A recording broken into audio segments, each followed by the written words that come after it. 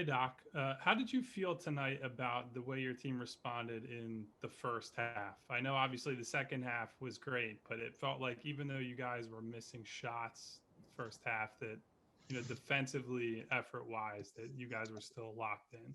Yeah, I wouldn't. I mean, I thought we were playing right. I thought we obviously missed a lot of makeable shots. I thought overall defense was good all game, and so your offense is, and I've said it a million times, is not always going to be great. You're going to miss shots. You're going to miss open shots, but you got to keep playing. Thought our guys did that, and eventually, once the shots start going in, we're in great shape.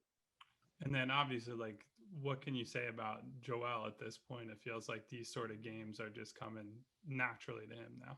Yeah, they are. I told him at halftime, like I thought, he missed very makeable shots, but I thought he was letting them off the hook.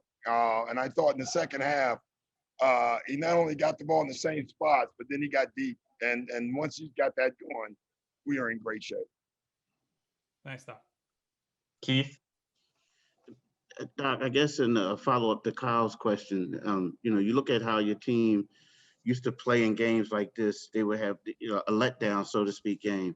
But it seems like they just took advantage of everything in the third quarter. Yeah, I thought we did it in the first two, Keith. We just couldn't make a shot, but we just kept playing defense. Offensively, I thought the second half we got even better shots. I thought Joel posted deeper in the second half, and we were waiting for them to trap. They didn't, so we just kept going to it. Someone asked me before the game, if you run a play, you run it again. Yeah, you run it over and over again. And that's basically what we did in the third quarter. Once they didn't stop it, we kept going with it. But are you seeing growth in your team? Because, early on, they would have, this type of games that you guys would typically struggle in. Yeah, I'm not a history major, Kate, honestly, but I don't think about that. Like, I'm a guy that looks like where are we going and not where we've been. You know what I'm saying? So some of those games we had a lot of injuries. Some of them, the Brooklyn game, we played poorly. We deserved to lose that game. But tonight we took care of business and it was good to see. Thank you. We'll go to Lauren Rosen next and then Mark Narducci. But Lauren, go ahead. Hey, Doc, I'm curious again about that second unit plus Tobias that was really good the other night and then great again tonight in the second half. And I imagine that moving forward, you'd hope to reduce Tobias's minutes in those situations. Yeah. But how heartening has it been to see them work together the way It's been great. I mean, we obviously, it's just so tough right now without having another four that we either got to stretch Ben's minutes or Tobias minutes every night. I don't love it, honestly, Lauren, but it's what we have to do until we get some reinforcements. Mark Narducci. Doc, Joel got to the free throw line again, double digit times this year. When he does that, he's almost unstoppable. Did you see the matchup that he was on with Davis, and you guys even were trying to go to him even more down there? Yeah, I just thought we had an advantage in size. We put all the shooting around him, and we really, in the third quarter we talked about it, like pick your poison. I thought in the first half we tried to do it, and Joel elected to take the quick shot instead of really getting the ball deep in the post. He's so hard to guard, Mark. Like if you're going to foul him, or he's going to score, and then when you trap him, with our passing, he creates a lot of offense with the one pass to the post. Yeah, thank you. The next two will be Kai and Paul. Go ahead, Kai. Hey, Coach. Just to kind of refer back to Kyle's question earlier about like the defensive energy and the effort and things like that.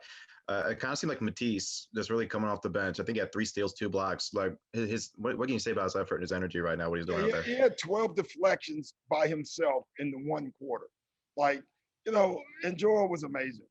But if I was given a game ball out, it probably would be Matisse, or we'd split it with those two.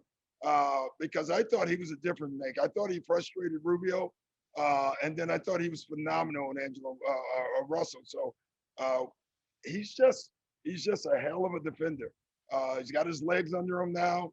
He knows what we expect of him, and he's been terrific.